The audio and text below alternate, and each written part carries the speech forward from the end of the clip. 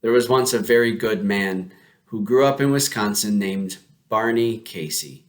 Barney Casey had a number of jobs over the course of his young adulthood. He worked as a lumberjack. He worked in a hospital. He worked as a streetcar operator. He even worked as a guard for a jail, for a prison. And one day, while he's working as a streetcar operator, he happened to witness a murder. He watched a man murder a woman. And there was something about that moment that really affected him deeply. And he recognized somehow in the midst of that, the Lord was calling him to be an instrument in the world to bring the love of God.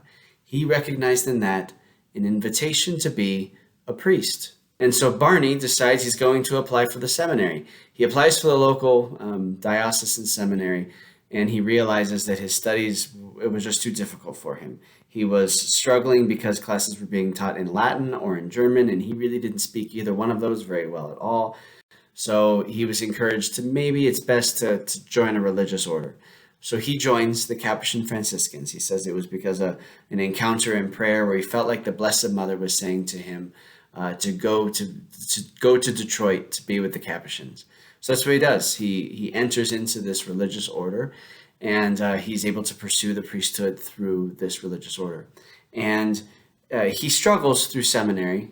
He does well enough to get ordained a priest, but it was decided that because he struggled with his theology, that he probably should not preach or hear confessions. So he, like St. John Vianney and many other saints, even before, or many other priests before him, he was ordained a simplex priest, a simple priest. So he could do all the things a normal priest does except preach and hear confessions. And so he lived in some ways a very humble, very modest kind of a priesthood.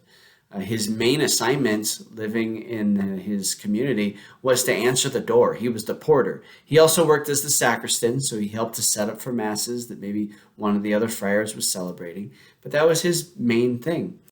And it was soon discovered that he had this incredible gift with people. Like, people loved to come to the friary, not to go anywhere into the friary. They just wanted to come to talk to now Father Solanus Casey. That was his religious name. They wanted to come and see him. And so it is said that he had approximately on a normal day, 150 to 200 people come every day just to visit with Father Solanus Casey. They usually just wanted a blessing from him, but maybe 40 or 50 of them every day wanted to sit down and get his counsel on something, to get his advice, his wisdom, because he was a man of prayer. He lived such a simple life. That's about it. There's not too much more to say really about Solanus Casey. He managed to keep his health pretty far into his life, which allowed him to even as an older guy, to be able to go jogging with the seminarians or to still play tennis with some of the younger friars. Eventually, though, he did start to have some health complications. He was hospitalized for some time. After his death, it is said that about 20,000 people came to his funeral. I mean, that is a man who touched a lot of lives. I think that the life of Solanus Casey is a reminder for us that one-on-one encounter can be so powerful. I think it's fascinating that he was made the doorman, right? He was the porter. And that's in some ways the vocation of every priest. I'm supposed to be the doorman, the one who opens the door to help somebody encounter Christ. Really, that's not just the priest's vocation, that's a Christian's vocation. We're all called to be the porter. We're called to be the one who opens the door to others and to encounter them in love, in gentleness, in kindness, in joy.